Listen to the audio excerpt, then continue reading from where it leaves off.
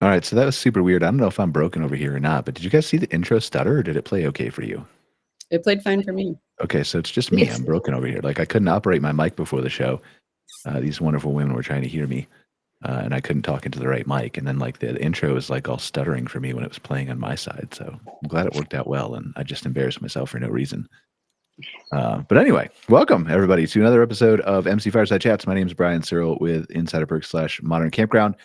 Here for one of our kind of rare fifth week episodes where we just have a couple people on here, no regular guests, but we usually ends up in an interesting conversation. So excited to be here. Do you guys want to go around and just introduce yourselves real quick? And is that fair? Like I say guys, and I really didn't mean to say that, but I realized I said it. So I'm sorry, or I don't That's know. totally fine. Go ahead, please. Whoever wants to start. I guess I'll start. My name is Mychele Bisson.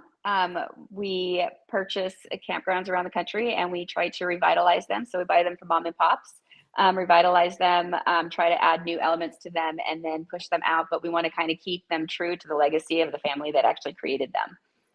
Oh, that'll be interesting to talk about. Okay, I don't know if I ever knew that about like the legacy portion. So that'll be Yeah, interesting. we like to keep them as true. Like that's the thing is mom and dad like build these things to last, and then go through life and realize their kids don't want to take it because they saw mom and dad running it their entire lives and they were tired and exhausted. And so we just, like to keep that memory alive for them. Yeah, that's going to be a cool story. We'll talk about that after we talk about like your core business, of course. But like, I want to try to come up with hypothetical scenarios where you would break that rule. Okay. So All right. it'll be interesting. Maybe it'll be interesting for me. We'll try to make it interesting for you. Mary, go ahead. Right, my name's Mary Sparrow, and I, with my husband, we own a boatyard on the Norfolk Broads in the east of England, and we have floating glamping pods, and they're kind of unique to the area, and they're really, really, really lovely. And we started with houseboats, but we added glamping pods when some of the houseboats were about 80 years old, and a boat drove in the side, put a big hole in it, and we thought maybe we need to change it. And we've won the East of England Glamping Camping Award for 2025, and we're finalists for the UK Glamping Camping Awards in Brighton next month. So we're looking forward to find out whether we're bronze, silver, or gold. Well, obviously it's going to be gold. So there's no mystery here, right? But thank you for being on the show. It looks like you have a great place. We got your website pulled up. We'll share some pictures with everybody later, and go from there. Heidi. Yes, my name's Heidi Royal, and I own the Grove Glamping. It was an idea I had. I was a solo parent who, in COVID, got a little bored. I was working like 3 part-time jobs and decided, why don't I also start a glamping site? So we are right across from a state park, like a favorite state park in Minnesota. And we're really close to like a very quaint little small town. And so just have a really special experience we feel like we get to offer to our guests who come in, and it's a lot of fun. Well, let's start with you, Heidi. You're right here. So how did you get started? How did you decide? One is like, are you from Minnesota? I guess is the first question. So let's do that. Are you from Minnesota? Because that'll inform my next question. Yes. Yep. I am from Minnesota. I live in the Twin Cities. So I'm about 2.5 hours away from our glamping site. But I put this site on some land that my family's owned for years. And in the small town I grew up in, the town is like 850 people. So it's one of those towns that like triples in the summer and then dies. Yes. As a lot of Minnesota and Wisconsin does in that area. Yes. I've been to Minneapolis, St. Paul. I've driven across there, but like I probably haven't been to your small town. But yeah, that was more where my question was going to go. Like, how did you end up in Minnesota? And then you answered all the things by saying, like, I was born in Minnesota and my family had a plot of land here. And so that's good that it's right outside the state park. That would probably keeps you busy without like trying too hard. Yeah, it's really helpful. The state park has gotten more popular and they put in 2 yurts in the park. And those were really booked out. So that kind of made me feel a little more assured that there's plenty of visitors coming to the area. They have a great like bike trail that's right across the road from us, and you can bike into town or you can bike through the park, and just a lot of access is really close. So what's the big draw for the state park there? Is it just like I don't want to say typical state park because that undermines the beauty of typical state park, right? But I think you understand what I mean. Yeah. I think it's really gorgeous woods. Like there's just something about like the woods up there and being able to like hike through them. And then there's also a chain of lakes that goes through the park. So we are like right next to the creeks. And so you can get on the creek and you can go through like 4 different lakes if you want. And the creeks are like crystal clear water. It's kind of amazing up there of just how clean the water is. So we kind of have like our secret little loop that we tell guests of like where they can do like their own lazy river float. And then we partner with a boat rental company and they rent out paddleboards and kayaks and canoes. And so there's a lot of fun lake things to do really close. I will tell you that crystal clear water thing, like I never used to imagine that was a thing. Like I always wanted to be around water. I always wanted to live on the river, or like I always enjoyed going to oceans when I was kids, or a kid to the lake, whatever else. But like, and I can't remember ever. Like, obviously, it exists. You're saying it does in the United States. Like I was born in the United States, grew up in Cleveland, Ohio, for like all of my life. Moved up here to Canada 4 years ago in Calgary. It was about 45 minutes from Banff, and that was the first time going to Banff on a hike when I came here that I like remember seeing like completely clear, like all the way to the bottom water. And it just is, if you haven't seen it in person, there's no real way to explain it. Yeah, it can be pretty amazing. You can like go out and see like 30 feet down on some of the lakes. Or if it like freezes perfectly in winter before there's snow, I always love that because you can like walk on the ice and like watch fish swimming under you. Yeah, I think it's for But sure one nothing's of like the, Banff. I mean, we're no Banff. I can't. well, but the clear water, That's right? its Like, own beauty. Yeah. I mean, I'm for sure it's boiled, like to be clear, Yes. right? Like, but yeah, like the clear water thing is just that, I don't Yeah. know, it's just a draw. Like, I think it for sure keeps people coming back. Yep. And helps them tell their story. So tell us about your glamping operation. You just do what do you have there for accommodations? Yeah, so we have currently we have 5 glamping tents, and then we have a shared bathhouse. We're looking at building out potentially to 9 to 10 sites. Just kind of we're working with the county now to see what approval we need. But yeah, it's just on 5 acres of land, um, and then just close to the park. So for all the smaller operators out there, like what are some of the struggles that you kind of ran into when you were first trying to promote the site to get people to be aware that you were there, those kinds of things? Um, at first, it was helpful. I think what's actually been most helpful for us is, like at the beginning, I just did some exchanges of stays for influencers to do some posts, and that has probably gotten us the most attention to be able to just let people know that there is glamping in Minnesota and that it's accessible and kind of all the things to do in the area. So that was and continues to probably be our most helpful way to promote our site and bring awareness. That glamping word is so interesting to me. And if any of the other two, Mary or Michelle, you want to like ask questions, or you feel free to interject. Like I don't mean for this to be like a turn-based thing, because the less I talk, the better the show is.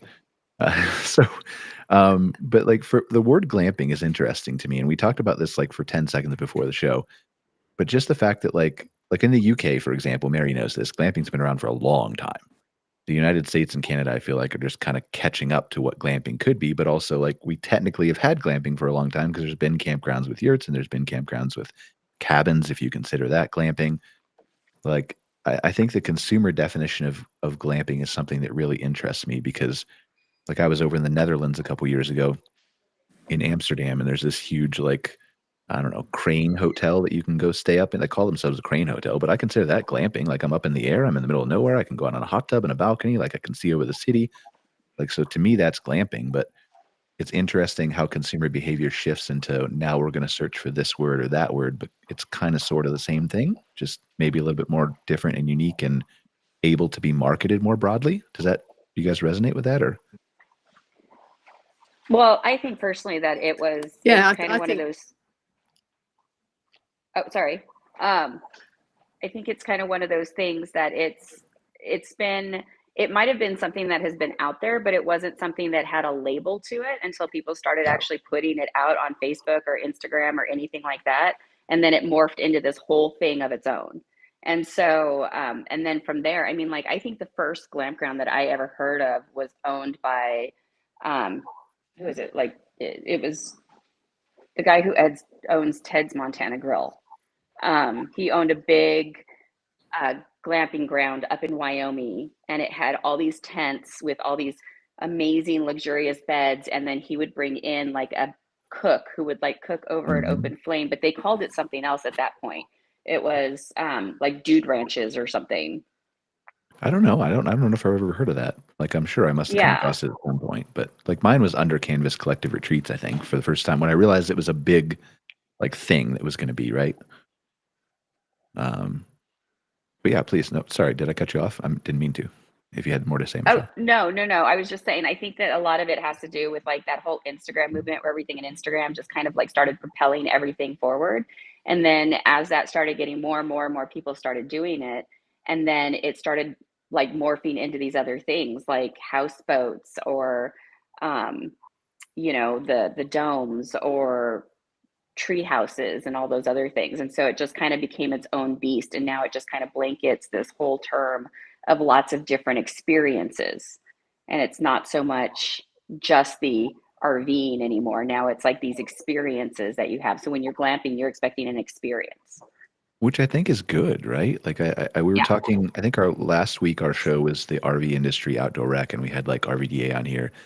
And we were talking a little bit about the end about like flying cars and how they're going to be a thing. And there's companies that are getting FAA approval this year. And that's not the thing I want to talk about. But we were talking about how like recreational vehicle can mean so many different things. And so the RV industry actually has this huge opportunity in front of it if they wanted to really redefine what a recreational vehicle is, just like glamping can be defined to be anything they want it to be. But yeah, like I wonder, it would be interesting to do a study on that because again, like Mary, have they called it glamping for a while in the UK, haven't they? They have. Glamping's been around for quite a bit, and glamping really it started out in the UK as people who were like me are not really into getting a tent out and putting it up. So you turn up and everything's put up for you and it's all there and you've got a comfortable bed. So that was great. And then when I went glamping before we bought here, I didn't like the fact we had shared showers and stuff. I was like, oh, I'm not so keen on that. So the way that we've put glamping here is, you know, everyone's got, it's almost like a luxury hotel room floating on the river, really. And there's glamping sites full of trains, glamping sites full of aeroplanes. You know, like you described the place in Holland, there are some really quirky way out places to stay. And they all come under this big loose umbrella of glamping. And when we were trying to we have something called Visit England here, where you get a status, a star rating. So when we were asked them to assess us for a star rating for Visit England, they were like, well, we can't really assess you under South Catering because your properties are a bit small compared to South Catering, but they're really interesting, they're really different, they're really unique, and we have a glamping area. So you can get a status as a glamping site. And I think in glamping now, really, anything goes. If you can make it a nice place for people to be and somewhere different, then it's glamping. That's the most interesting part to me is the inability to sometimes find a category and then they kind of have to dump you into different things, right? And that's like we've heard those conversations quite frequently in the United States, like with the permitting and the towns you have to go to, and like what are you actually? What does that mean? What do you do? How are you different? Like I even dealt with that like earlier today. I was on the phone with like insurance companies trying to explain like, well, we do website design and marketing, but also AI. They're like, well, website design's risky. We don't really care about the AI. So like, I'm like, but they still don't understand all the things. So it's interesting how they get you into that category. But I'm glad that something like I've known glamping has existed for a while in the UK. It's interesting. It would be interesting to study how it, like social media for sure played a part in it. But what was that overlap with Airbnb would be interesting to find out. Like which one drove the most awareness of the unique accommodation overall. And then maybe spark the imagination of some entrepreneurs like we were talking about, right? To create something really cool. Well, don't you kind of feel like Airbnb though was kind of like pushed in a certain direction because of social media? Because I Probably. know, like, when I first started doing Airbnbs, like, they were literally, like, you could tell that they were these houses that they had that they would throw, like, their extra furniture in. Yeah. Oh, You yeah. know I what I mean? completely agree Like, with they you. bought yeah, and then all of a sudden it became an experience, and then they needed to, like, up the game, and that's when all the other kind of experiences and, like, the Instagram walls and the pools and, the hot pink, backyards and all that stuff kinda came about. So, I feel like it's Airbnb came first and glamping came first, but it wasn't really projected until we started posting everything. Maybe. I mean, yeah. I have no data at all to refute that, and it makes complete sense. So we'll go with it. Uh, so, so Heidi, where would you take the Grove if you, like, if you had your way? Like, I mean, maybe you have plans to do this already, but if everything went right for the next 5 or 10 years, where would you see the Grove at? That's a great question. I would see us built out to 9 different sites and potentially like 5 of those being year round. Um, so it could potentially be like a shipping container kind of setup or like a A-frame, just a really like basic A-frame kind of glamping experience. So yeah, I would love to see that. We got your website pulled up. We were looking through it. Yeah. But Yeah, anything you it's want to highlight on beautiful. here? You want us to show? Oh, that's a great question. I should have thought of that ahead of time. We didn't think about it ahead of time, so don't be bad. Like, I Yeah, so literally those just are told you. there's that crystal clear water you get to see. Those are like the creeks. And then, yeah, we just have each tent set up uniquely. And lots of families come out, lots of couples come out, girls' weekends. What I like a lot about our site is it's a really nice size right now for like groups to rent it. So that has been bachelorette parties, it's been like family gatherings, just people hosting retreats outside. And that's been really fun. I love when the whole site is taken over by one group and they just get to fully embrace it and have a ton of fun. And so that feels something unique for us and that people really enjoy. That's really interesting to me too, because like and I'm purposely just saying the state to not narrow it down to give away who it is. I don't think they care, but like we have a client in Colorado who does something similar with like a smallish luxury upscale glamping resort, and they were saying the same thing on a call to us the other day. They're like, we were expecting, people to come here and be transient because we're kind of near a city, like an hour away. But we're getting like just a ton of bookings for weddings that just want the whole thing because we're right here on a river, right? Um, and I think that's almost a hidden opportunity for people. Just Yes. the not necessarily like weddings is of course, right? And groups, of course, but just the ability and this is just me speaking as a marketing person, but just the ability for you to reach out and touch those niches of people who might otherwise not be aware or be searching or be cognizant of the fact or know the word glamping or whatever it is, right? And whether you add a page to your website, like was my advice to them, add a page about weddings and let's SEO it for weddings in city, right? Yeah, it's true. Whether you're doing that for the different types of buyer personas, I think if you can talk to those individual people, it would be really interesting. Lisa's Yeah. typing in the private chat right now. Mychele, is there a website? Yes, it's Bison Peak Ventures. We can share Mychele's website. It's right there, Lisa. No, that's actually that's our fund web page. Oh, so she So if was you were going to right. go Right. Okay. to Sorry, Lisa. each of our parks, and each one of our parks have their own web page. All right. Well, which one is the most nicest park webpage that you have? And show off. Let's see. Let's go with Papa Chubby's. How about that? PapaChubby's.com. All right, there you go, Lisa. Papa Chubby's. It's a fun name to spell too. Right. Well, while she pulls that up, let's talk to you, Mary, because I know it's late over there. I appreciate you being on so late. What time is it over there? It's about 7:15 in the evening. Okay, so not too late, but still appreciate you sharing. Yeah, not too bad. The sun's still out there. It's beginning to set slowly behind me, so that's nice. Well, that's the one thing that like I kind of miss up here in Calgary is like the sun doesn't set in the summer till like 11 o'clock at night here, and then you get up and it's 6 o'clock in the morning again. So during the summer, the latest it sets here is going to be 9:30 in the summer. That's the very latest sunset for us. But yeah. Well, tell us about what you have over there with your. So start with your background, right? Which is interesting to me. You mentioned it was either before the show or in the beginning. I think you talked about the houseboats that you started with, right? We bought the boatyard about 11 years ago, and we we live on a barge, so we needed somewhere to keep our barge, and we'd been looking for several years for somewhere to keep our barge, and this boatyard came up for sale. So we bought it because we liked it, and we thought we can probably make it work. We had no experience of tourism at all at the time, and we thought, well, we'll give it a go. The worst thing that's going to happen is it's not going to work out, and we're going to have to rethink it. And they had 5 houseboats floating when we bought the business, and they hadn't really been touched probably since the 1970s very much. They were very antiquated.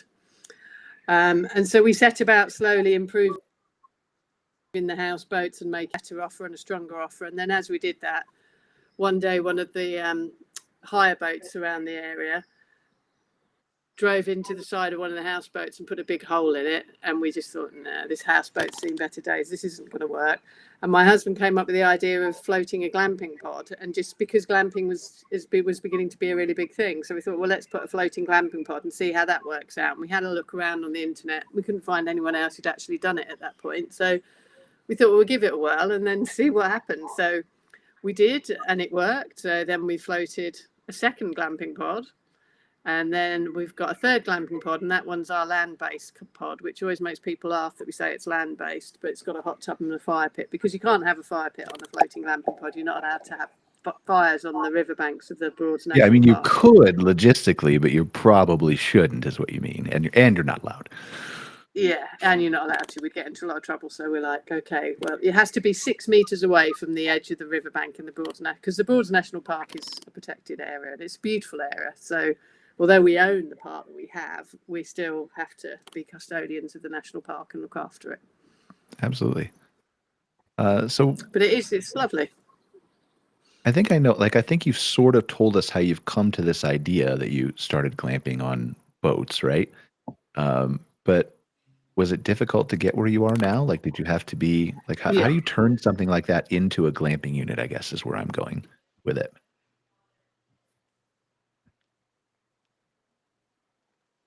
Sorry, I don't know if how do you make the glamping pod become a floating glamping pod? How do you make the boat become a glamping unit?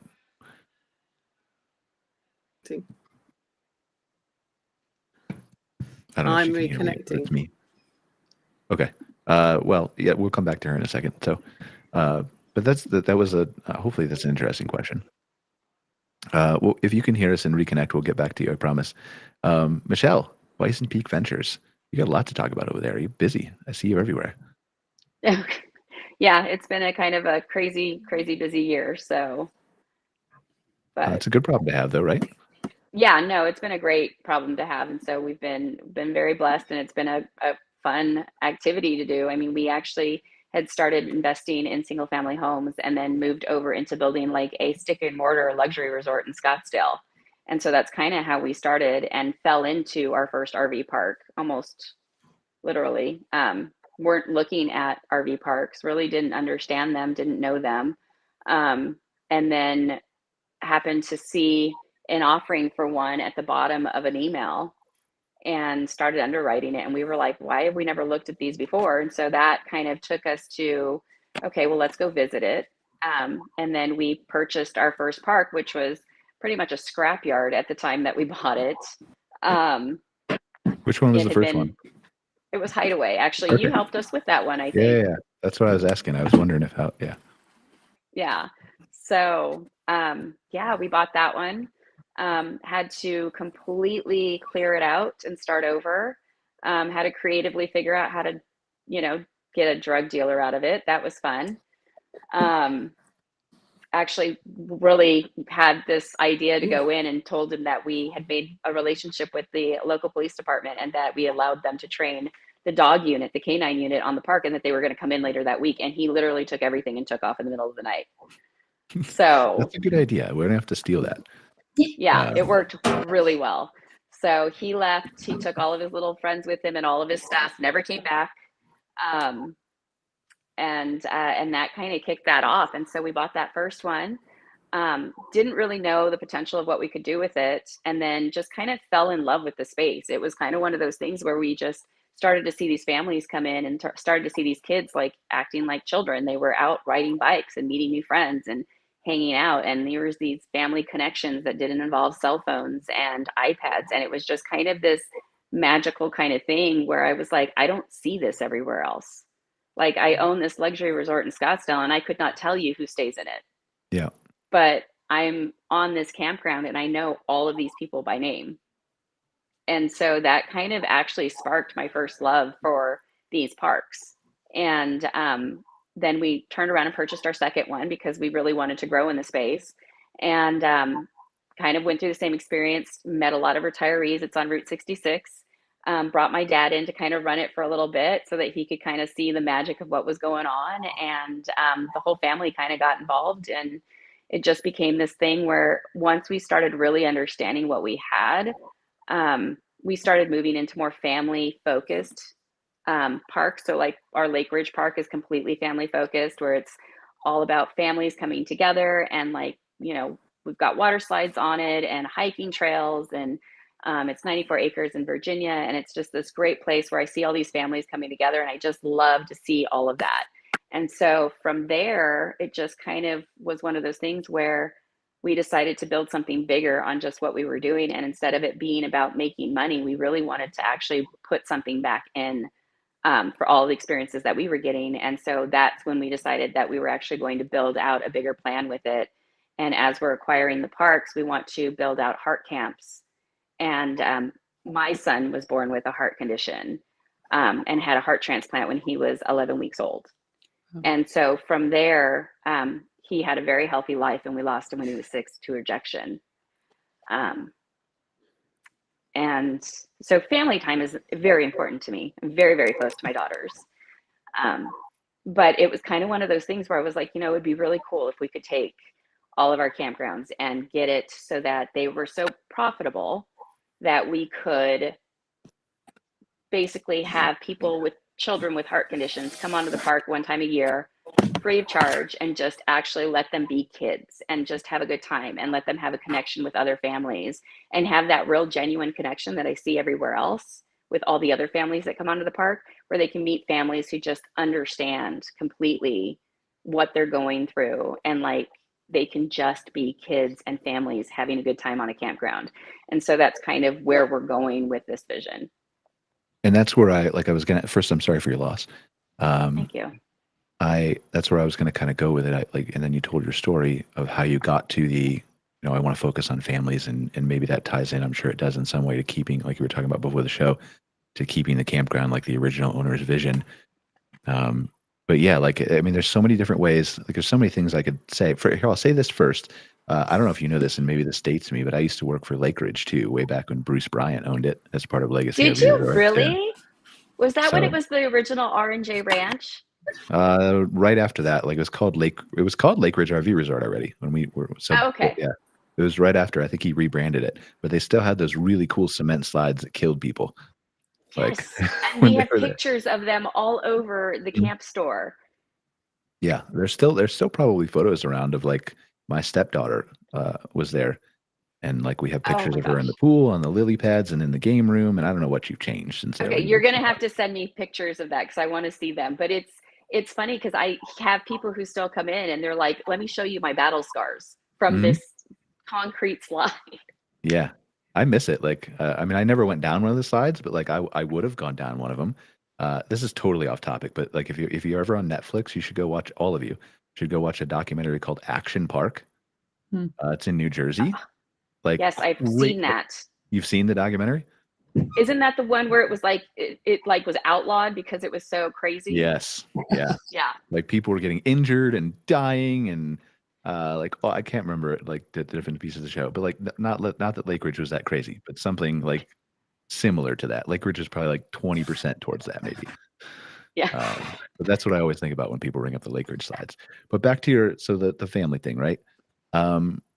Like, yeah, that I want to dive into unpack that. I think let's start with the inspiration for the kids to come there, right? Who have the heart conditions, because that's one of the big reasons, like, and I'm sure you're familiar with care camps. Yes. You know, I remember like we started working, or we not started because we still don't continually. But we started doing some things for care camps back in 2011, maybe 2012. when it was still KOA care camps. And we went to some of the camps and we did videos for them, and they showed it at KOA convention for a couple times. But that's the same, like obviously heart condition versus cancer, but same type of, and then I guess the other thing is that care camps, which I didn't understand in the beginning, doesn't actually do it at KOA campgrounds. So that's a little bit of a difference that you sound like. Really? I didn't know that either. Yeah, I didn't know that in the beginning either. But no, they fund like they do it at like state parks, rec areas, stuff like that. It's different, but they don't actually do it at private campgrounds, to the best of my knowledge. I think it might be an insurance thing or anyway.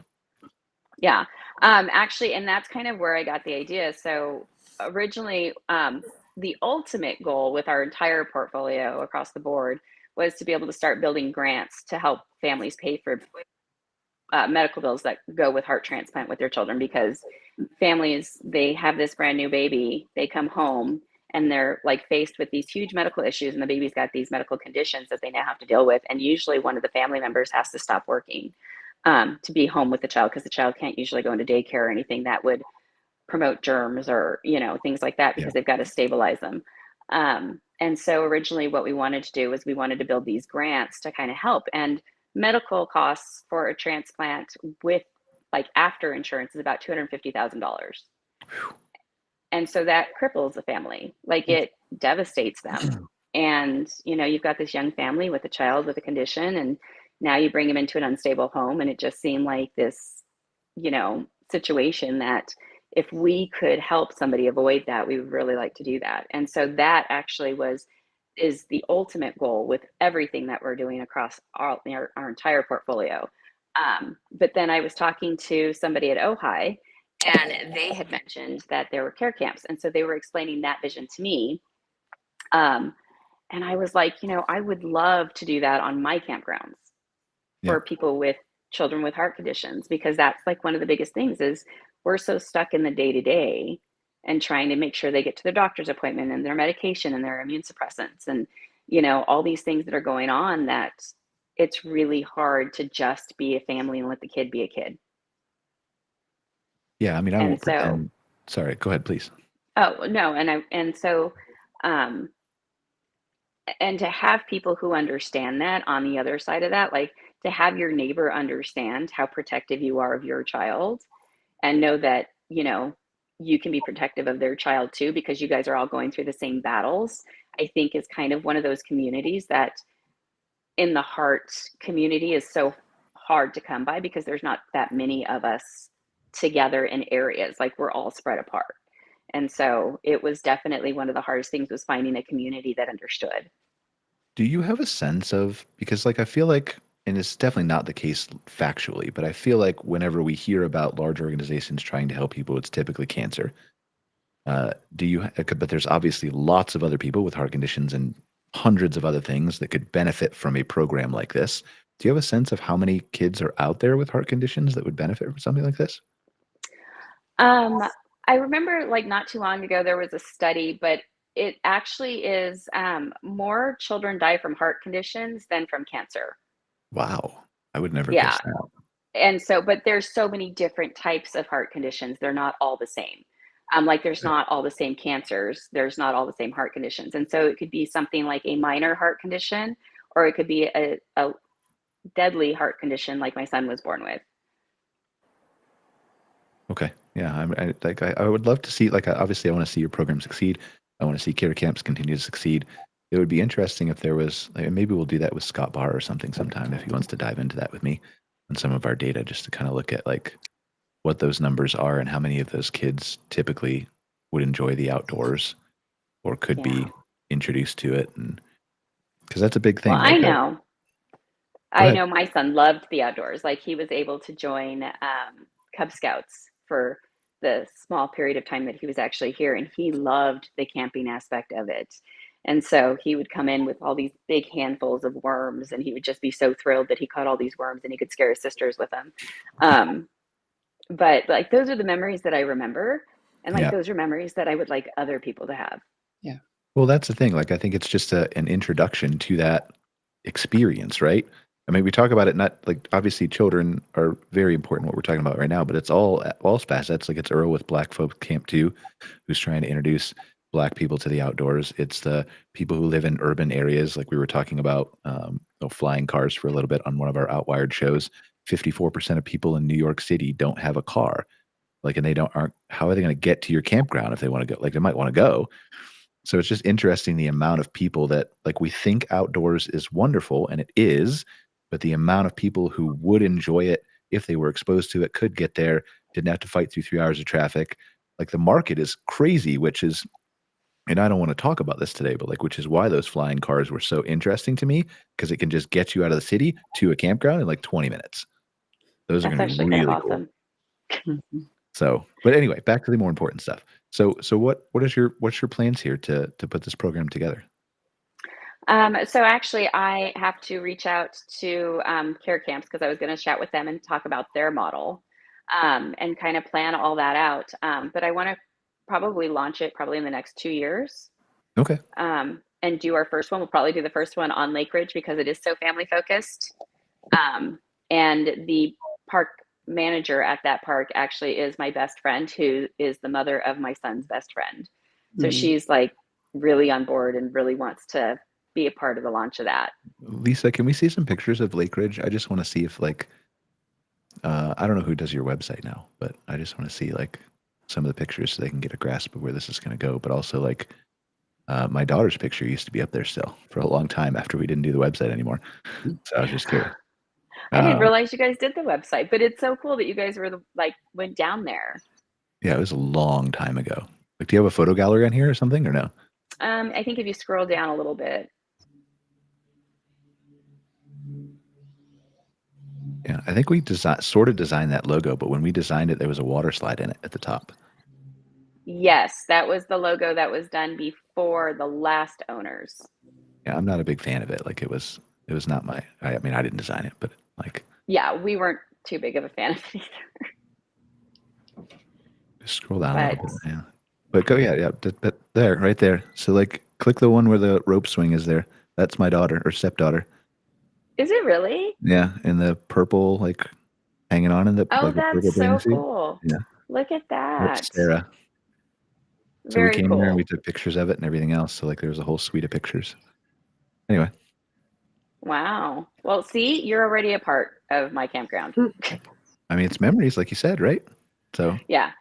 And that's the thing, is it's so fun to watch everybody just run around and have a good time.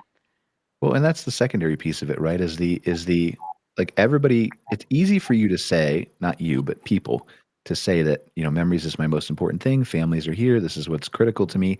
But, like, you can come into this industry and you can do so many different things. You can take the path that you've chosen to take with the heart conditions, but also with families and honoring the legacy of the owners and things like that. That's the harder path, right? We talked about entrepreneurship versus business ownership and all that stuff versus investment even, right? I think there's probably a third category in there.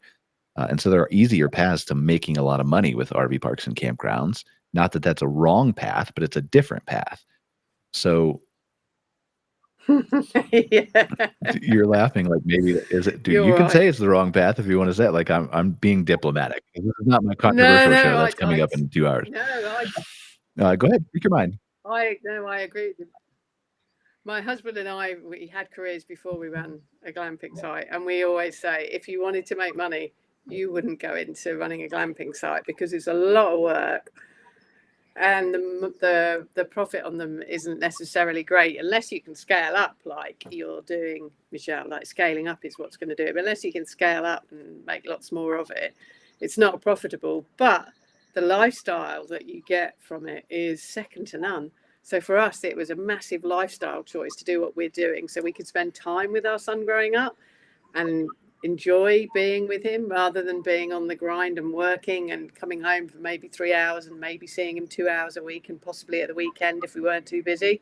So it's glamping is about making memories for everyone, and it's when you run a glamping business and a small glamping business, you're also making a life and memories for yourself. And I've never earned as little money in my life as I did since we've run a glamping park. I've never enjoyed my life so much either. So I agree with you. Well, and that's the interesting part, right? Like, I talk about these 3 different verticals, right? The business owner, the investor, and the entrepreneur. Like, the people who are probably really successful are the ones who are blending all 3 together in some way, form, or fashion. but like, and neither one of them is better or worse than the other. But the investor comes in and typically has other investors or co-investors or goals to take that investment and make X amount of profit from it, right? And there's nothing wrong with that. Like, you can do that, and you can also do that really well while prioritizing families and prioritizing an experience and picking one of the parks to live at or something like that, right? And then there's the business owner who, like, I think you also are, Mary, right? Like, you're clearly an entrepreneur because you built Yeah. something unique in my mind. But like, you're also a business owner because like you've created this unique business and you're not really looking to scale it like somebody isn't. I don't know. Anyway, like, we get into definitions, but I think that's really interesting. Like, to talk about that blend and how you don't have to pick one. You can accomplish at least 2 out of 3, right? But maybe 3 out of 3, and really have the best of both worlds. It just depends on what your ultimate goals are and who the people are who are behind you, pushing you in certain directions, right? Yeah, and life has a way of throwing you curveballs. I mean, I've had cancer, but I've had it twice, and the second time I had it really made me reconsider, what was I here for? Was I here to work and not spend time with people, or was I here and wanting to spend time with my husband and son and enjoy life and have a great time while I was here? And spending time with family took massive priority, and it was a bit of a kick up the backside, but it was a good kick up the backside. So it made me rethink what's important to me, really. Right. And it's what's important to you that ultimately matters, right? Like, obviously the people around you, but what's important to you is typically, like in your case, is your family and your husband and your lifestyle and all those kinds of things, right? And those impact so many other people through the people who stay at your glamping resort. So it's interesting how that crossover is. Yeah, and it was interesting listening to Mychele talking and Heidi talking about watching young people having fun and getting back, because everyone who stays here gets use of a rowboat. They can try a sail pack and try sailing, and because it's safe in our river basin, parents can sit in the evening. They can have a cup of coffee or a glass of wine and watch their children playing on the water, and it's really wonderful listening to children laughing and having fun and splashing each other and swimming and trying rowing and sailing and it going wrong. And you can see them, they're making experiences, and they'll come back time and time again because they really enjoy old-fashioned fun, pre-mobile fun. I really think that's and this is going to be controversial maybe a little bit, but I really think that is the difference between a successful glamping, camping experience that's long, is somebody comes into it with a purpose other than to just make money. Now, you can make money, but if it's just to make money, I think that's the problem, right? But if you come into it with a purpose, whether it's to spend more time with your family or to give better experiences for kids with heart conditions or to invest, and then I think like those experiences for people, whether it's a boat or family time or cool water slides or, yurts outside of a state park or whatever it may be, right? I think those are the businesses that are going to have longevity. Yeah, I think that it's kind of a special thing that we are in a space where we can actually do that, and we can create experiences for other people, and we can create all kinds of different, because all three of us have completely different models of a business, and we get to create these experiences for all these different people and all these different kids. And I think we all kind of said the same thing, is just being able to see families connecting and actually hanging out and not watching a TV, which is what they do when they're at the hotel. I mean, I've been at a hotel with my kids, or we've gone to Disney, and we sit in the hotel at the end of the night, and they're in their room and we're in ours, and we're connected, but they're like watching TV or their iPad or whatever they're doing on their phone. And, and we're just exhausted. So we're just watching TV in our room, but we're not really connecting. We're at a campground. I see them at the end of the day sitting around a campfire, roasting marshmallows and giggling and telling ghost stories. And so it's just a whole different part of an experience that you get to. And it kind of takes me back to when I was a kid and we used to play outside all day and like hang out with my cousins around the bonfire at my grandparents' ranch. And like, those are the experiences that I remember growing up and that I value. And that's where I learned all my lessons from my family and got to hear all their stories. And so being able to pass that on to a new generation is kind of magical, I think. Yeah, it's interesting how you grow up shapes how you perceive the world, right? Because I'm in your camp. Like I mean, I grew up like, what do you, Mom, I need something to do. Go out in the backyard and play with sticks. Like, we used to go to the mall to meet our friends, and we had no idea, like, meet me by the water fountain over here. And then like, where were you? You never showed up. I was at the water fountain at the other end of the mall. We can't text each other and everything else, right? And like all the parents complain about social media today and say like, well, my kid's on social media and I don't know what he's doing. Like, what do you think he was doing when he couldn't share it on TikTok? You think like, right? Like at least he's sharing it there now. You can try to follow him and kind of see what's happening.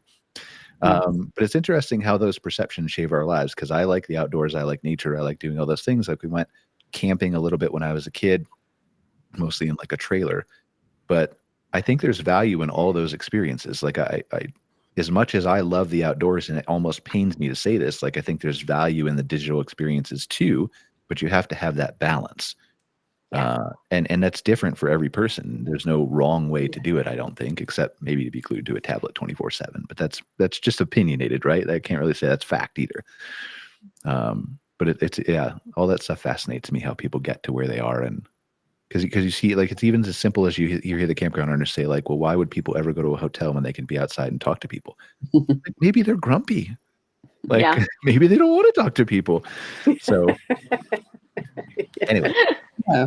I think there's something just unique about like nature is such a healing place. And so I think it's even all three of these sites that we're talking about is when people do want to get disconnected, like that's one of my favorite things of like disconnect from the world, like reconnect with nature. Like when they're at my site, like that people would just really wake up to the birds singing. Like I feel like there's a refreshment that happens for people like in their soul and in their body when they're outside and they're playing and these experiences because of technology are getting farther and farther in between.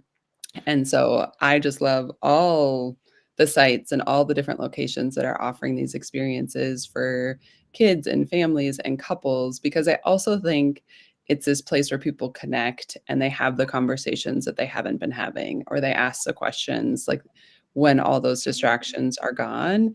That is like my favorite thing to hear from guests at the end. Like I love hearing reviews and hearing what they saw and what they experienced and just how they feel leaving. And if they feel cared for and they feel refreshed, it just feels like such a win. The technology piece is interesting to me because I agree with you that like the more kids play or people play on technology or use technology, the less outdoor experiences they tend to have. But there's also a flip side of that argument, because I don't think technology is necessarily the problem. I think it's the way we use or take advantage of the technology. And I think there's a lot of people like in for adults and kids and teenagers and everybody in between who just doesn't perhaps market to the right audience through their website or through imagery or through online directories. Or, we were talking the other day about, I was talking to a client about this, and like these are some of the crazy things we have on client calls.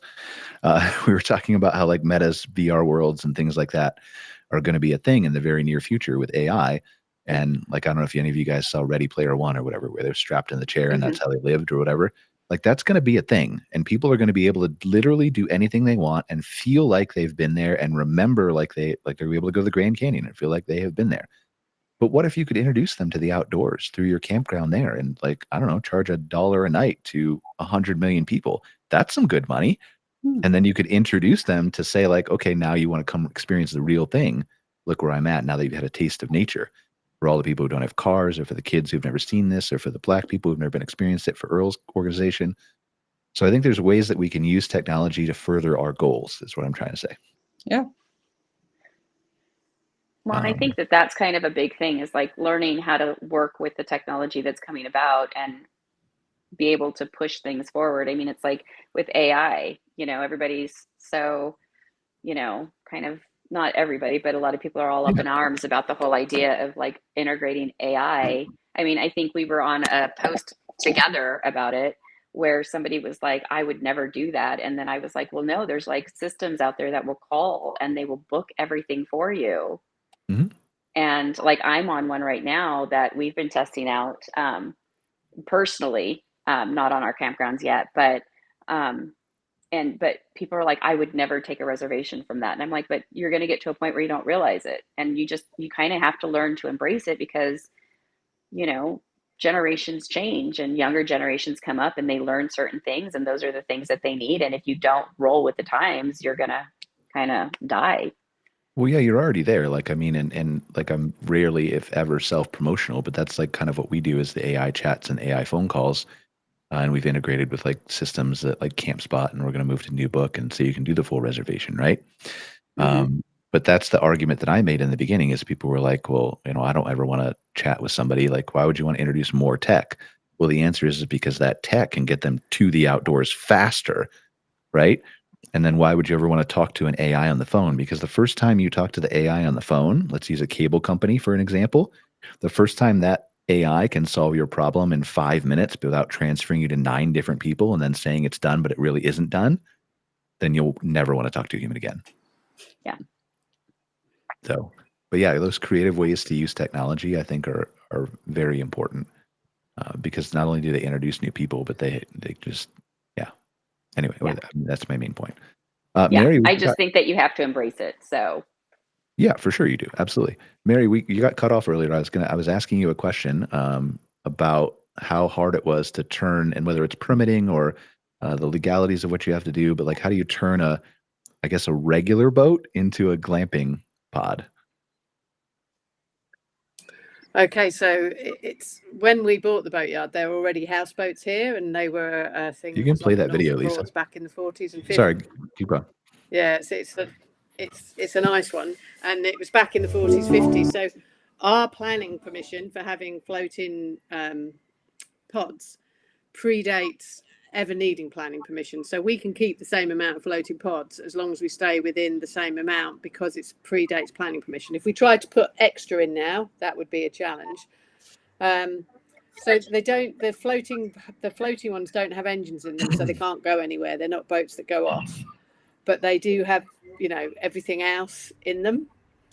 And often people use it as a kind of step towards a boat. And the challenge of making it floating is the one that you've got the video on there. The pontoon that it's on is a pontoon that can take a boat that weighs up to 60 tons, but the pod only weighs 1 and a bit tons. But if we had a pontoon for a 1 ton boat, every time you stood on it, it would be doing this tippy, tippy, tippy, tippy. So you have to think about people want to float, but they don't want to be falling all over the place. They want the nature experience without the bugs. It's similar, right? Like, don't make me balance on the dock. That's scary. But I want to be outside by the water. Yeah. So it's all, it's all very different. And the pods are all absolutely beautiful, and they're small, and this one's small and compact. Some of them are a little bit bigger, but they've all got a great big deck outside that people can sit on, and they know they're sitting on the river, and the swans are coming up and they're feeding the swans, and the kingfishers are flying past, and all the different wildlife is happening, and you can watch people, you can go out on your paddleboard from your front door. So, it's quite nice. So it's a challenge, and I think people wanting to do it elsewhere, it's in the UK, it's getting harder and harder to get mooring spaces that you can use and get planning permission for it. So it's a tougher thing to do than it was when we were lucky. We owned the boatyard, we owned the river, and we predate planning permission. But I've tried to support other people to get things floated in the local area, and it's harder starting out from nothing. So it's easier if you bought something that's already there and you convert it. If you try to put something in when there was nothing there, that's a bit of a struggle in the UK at the moment. I think sometimes people are frightened of new things, and people are worried it's going to ruin. And it's funny, with technology, we've created a lot of apps around the Broads. We've got a Visit the Broads app, we've got a Hipperson's app, which just puts everyone's information into the customer's hand when they're on a mobile, wherever they are around the Broads. They can find something to do, and it promotes business, and it's an easy way. And when we first started doing it, some of the people who run the park were like, "Oh, that's a bad thing, an app. We don't want an app. Oh, it's it's no one's ever done that. That's ridiculous." Now they love it. Now they're behind that app from the outgo. And I think that is one of the problems, is people are scared of change. They're resistant to it. But when they see it's working, it's suddenly their idea. Yes. Oh, absolutely. People are terrified of change. We do a whole episode on that, just like we could probably do a whole episode on why do the government people always ruin all the fun? Yeah. Like, we used to be able to just build fires wherever we wanted with stones. And it was fun. I didn't burn anything down. So I don't know. I'm sure there was some kid somewhere who did, but yeah, they take away all the fun. I remember my girlfriend's parents own a cabin in BC on Lake Shuswap. Beautiful. It's in small little community, but they've like their cabins were built so long ago that they're like literally this far from the water, right? There's a little slope that goes down, right? But like if they had anyone that ever got on fire or got damaged or think like they could never build on the same piece of land again, even though they own it, because the regulations have changed and they have to be set back from the Wow. water and all those kinds Yeah. of things. So, I don't know. I think there's got to be a balance there, Wow. but that's a whole, like I said, that's a whole nother show that's super controversial on like, do we like government or not like government? But we'll save that for another conversation. And it's always dependent on what's going on at the moment too. Yeah, exactly. Like we like them when we need them and we don't like them at every other time. All right. Do we have any final thoughts? Let's go with Mychele first. Honestly, I think my final thought is that I just hope more people will like listen and want to come out to the great outdoors and experience all these different kinds of experiences, because between the three of us, we have they're all different. I know if I'm going to the UK, I'm definitely going to hit Mary up to come and stay in her house. And I'm going to come and try to see if I can hang out in your little glamping ground too, because I think that would be amazing. Like I've always loved glamping grounds and like taking my husband and going and having those cute romantic weekends, because they're just fun experiences. Yeah. Yeah, I mean that's the experience is what makes it. And we'll have to have you back on the show, Mychele, because I wanted to talk more about Bison Peak. We just never quite got there. Like we got to some of your properties, right? But not as much of a discussion as I would have liked to have. But yeah, it's always interesting those. I look for those unique experiences everywhere. When I went to Iceland, I was looking for glamping. I ended up staying in hotels because Iceland's really expensive without glamping, and it was like $900, $1,200 a night or something for like in the middle of nowhere with a field and like there's no restaurants anywhere. Like this would be beautiful to wake up for, but like I'm not quite that rich yet. I don't even have a sponsor for the show, so. But yeah, I'm always looking for that. Like you brought up Holland. I remember like it's like a giant sheep or something in Holland you can stay in. Like I remember looking for it and coming across it like a couple years ago. Just really weird, quirky stuff all over the place. Interests me. Yeah. But Heidi, final thoughts.